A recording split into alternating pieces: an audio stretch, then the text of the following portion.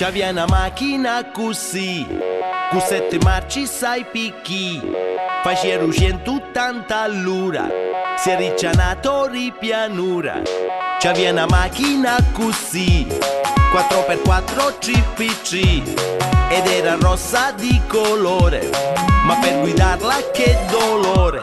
Era vascia e troppo scitta, per guidare ci voleva cuscini sutta. Era vascia anche abbastanza, mi sfiorava panza. Era vascia e troppo scitta, per salire ma mancava fronti sutta. Era vascia anche per me, faria stato un obede. Era una fuoriserie e m'aveva accattato prima delle ferie. Cilindrata 5000, che per fare un pieno mi caria un'ipila. Col rombo del motore mi sentia rinchiuso dentro un frullatore. E aveva un gran difetto, era troppo scitta e vasce tetto.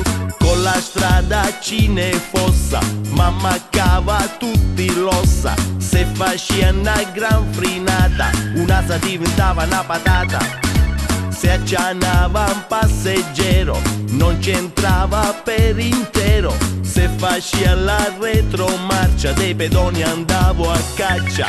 Era vascia e troppo scitta, per guidare ci voleva cuscini sutta. Era vascia anche abbastanza, mi sfiorava panza. Era vascia e troppo scitta, per salire ma mancava fronti sutta. Era vascia anche per me, faria stato un obede.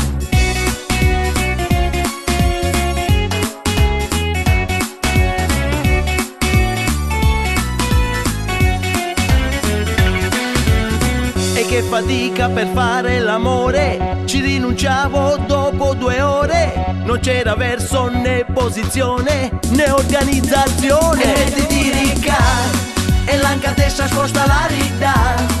Chi dà si liscia metti la ricca.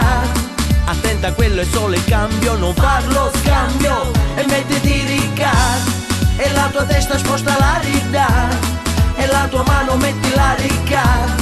Attenta, quello è il freno a mano, stai lontano.